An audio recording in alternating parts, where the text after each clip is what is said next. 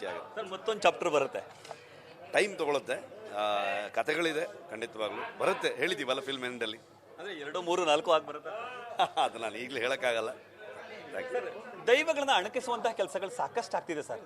ಜಾಲತಾಣದಲ್ಲೂ ಕೂಡ ಸಾಕಷ್ಟು ವಿರೋಧ ಕೂಡ ಬರ್ತಿದೆ ಸರ್, ತುಳುನಾಡಿನ ಭಾಗದಲ್ಲಿ. ಇಲ್ಲ, ಸಾಕಷ್ಟು ಅಂತಂದರೆ ಕೆಲವೊಂದು ಭಾಗದಲ್ಲಿ ಕೆಲವೊಂದಷ್ಟು ಈ ಸೋಷಿಯಲ್ ಮೀಡಿಯಾ ಒಂದಷ್ಟು ಕೆಲವು ಹುಡುಗರುಗಳಿಗೆ ಅದರ ಅರಿವಿಲ್ಲದೆ ಥಿಯೇಟ್ರಲ್ಲಾಗ್ಬೋದು ಅಥವಾ ಬೇರೆ ಬೇರೆ ಜಾಗದಲ್ಲಿ ಬೇರೆ ರಾಜ್ಯಗಳಲ್ಲಾಗ್ಬೋದು ಮಾಡ್ತಾ ಇದ್ದಾರೆ. ಆ ಮಾಡಿದಾಗ ನಾವು ಅವರಿಗೆ ಪದೇ ಪದೇ ಅವ್ರನ್ನ ರಿಕ್ವೆಸ್ಟ್ ಮಾಡ್ತಾ ಇದ್ದೀವಿ ಆ ಥರ ಮಾಡಬೇಡಿ ಅಂತ ಅಂದ್ಕೊಂಡು. ಯಾಕಂದರೆ ಒಂದು ಸಿನಿಮಾ ಅಂದಾಗ ಅದ್ರ ಕತೆ ಹೇಳ್ತೀವಿ ನಾವು, ಅದರಲ್ಲಿ ಎಂಟರ್ಟೈನ್ಮೆಂಟ್ ಫ್ಯಾಕ್ಟರ್ಗಳಿರುತ್ತೆ, ಮನೋರಂಜನೆ ಬೇಕಾಗಿರುವಂಥ ಎಲ್ಲ ವಿಚಾರಗಳಿರುತ್ತೆ. ಅದನ್ನು ಮೀರಿ ಇದು ಒಂದು ಡಿವೈನ್ ಸಿನಿಮಾ ಆಗಿ ನಾವು ಮಾಡಕೊಟ್ಟಿರುವಂಥದ್ದು ದೈವ ಶಕ್ತಿಯ ಬಗ್ಗೆ ಹೇಳುವಂಥ ವಿಚಾರ.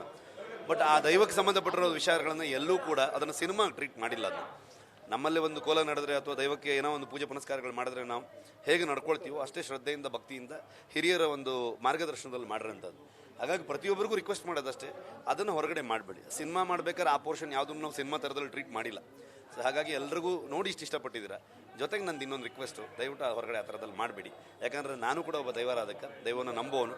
ನನ್ನ ಮನೆಯಲ್ಲೂ ದೈವ ಇದೆ, ದೈವಸ್ಥಾನಗಳಿದೆ.